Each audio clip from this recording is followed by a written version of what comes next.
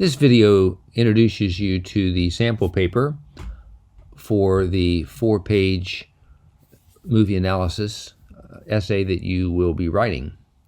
The sample paper appears in the assignment as an embed. You can click it and see a copy of it there. I've color-coded this version of it, though, for you to see. The color-coding key is in the assignment toward the bottom of it.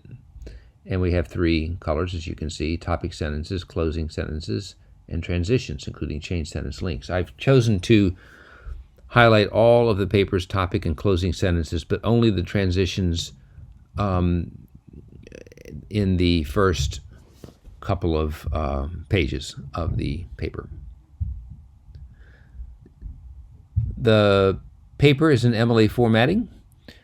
Please note that your name appears, of course, in the upper right corner with the page number. Notice the order of things: your name, my name, the course, and then the date. The date is where a lot of people throw away 6 points because they never made a model, I guess, of an MLA formatted paper using my video, which still appears at the bottom of the assignment for your use if you care to use it. But anyway, the date you see starts with the day of the month, followed by the month, either spelled out or abbreviated. Either way is fine. And then the year, 2020. Don't do it any other way, or you'll lose 6 points. Give it a good title. Don't just say, movie analysis paper. There are footnotes. There won't be footnotes in your paper, but I put footnotes in mine just so you'll have some information that will help you as you go through the paper.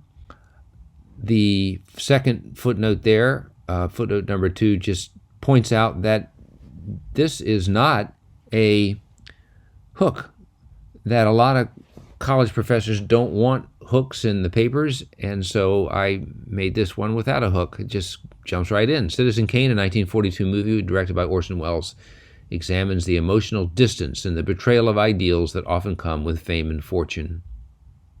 So I go right into the theme that I am going to be addressing. And then my next sentence gets into the characters and plot a bit.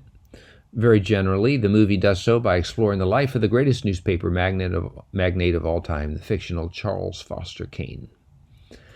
And then, in my third sentence, I focus my attention on the part of the plot that I'm going to be dealing with. That is, on the theme that I'm going to be this particular scene that I'm going to be focusing on. Early in Kane's career, he purchases a rival's newspaper staff. And a raucous banquet scene shows Kane and his newly augmented staff celebrating this purchase. That is going to be the scene that I'm going to be focusing on.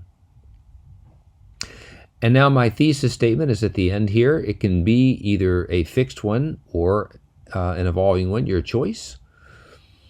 Notice in it, I underline, as I do throughout the paper, all of the film terms that are from our glossary and elsewhere even, because I think the word dialogue isn't even in there. The scenes, but you don't need to underline anything. In fact, please don't underline anything. The scene's transitions, as well as its dialogue and mise-en-scène, suggest how Kane's success is beginning to separate him from his ideal of honesty, as well as from his top 2 staff members who have been his closest friends. That is my thesis statement. Notice I'm tying my scene, as well as a shot and a still within that scene, to a theme. I'm going to be developing a particular theme.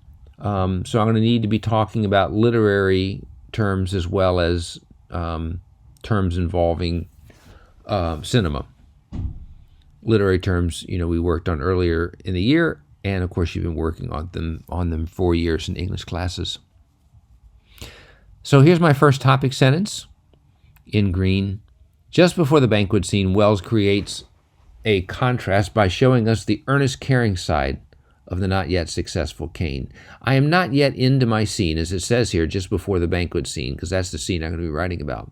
But I, and you probably will too, wish to set the scene for my scene by going back a little bit in time, talking about what happened earlier to make sense of my scene. And I'm even going to be talking a little bit about what happens later after my scene is over here in this paragraph. The next sentence, Wells has Kane read to his friends Bernstein and Leland his front page pledge to be honest and to fight for the general public in my declaration of principles.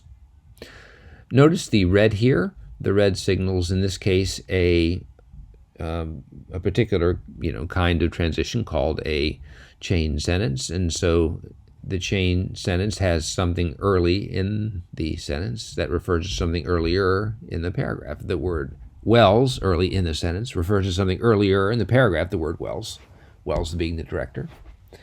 My next sentence, Kane's reading, though, is undercut by ominous low-key lighting. There, Kane's reading, something early in the sentence, refers to something earlier in the paragraph. The sentence right before starts with Wells has Kane read to his friends. So Kane's reading comes as no surprise. The reader's not trying to figure out why in the world I'm talking about Kane's reading. It's already been in the paragraph. So we want to start our sentences off that way, just to remind you of that. Then paragraph goes on, then as Kane bends to sign the declaration, Kane's face is completely in the dark, unlike everything else around him. Bernstein points out that you don't want to make any promises, Mr. Kane, you don't want to keep. Kane quickly responds, these will be kept. Notice here that these paragraphs, that paragraph doesn't end with a concluding sentence and the next doesn't begin with a topic sentence. That's because this particular paragraph break is one in a dialogue signaling a change in speaker. That's what you'll want to do as well. And if you include dialogue, as I do, because it's a principal part of my paper, you'll want to do the same thing. It's only at the end here that I have, well, I should point out beforehand, in this rest at the end of this paragraph, I get into the future a bit here. I say his words will be belied by the low-key lighting, which has already raised our suspicions. Kane, of course, towards the movie's end, breaks his public vow, and I get into a little bit of that situation toward the end of the movie. So you want to, frame your discussion later in your paper about your scene with some information that will make sense of your scene. Notice I'm using present tense throughout. Don't flip. It's very easy to flip between past and present tense. Don't do it. That's one good thing to keep in mind when you review your paper. It's hard to keep that in mind when you're writing your paper. At least I can't do it. But when I'm going back and reviewing your paper, that's when I go back and try to make everything one or the other, and it's better to use present tense.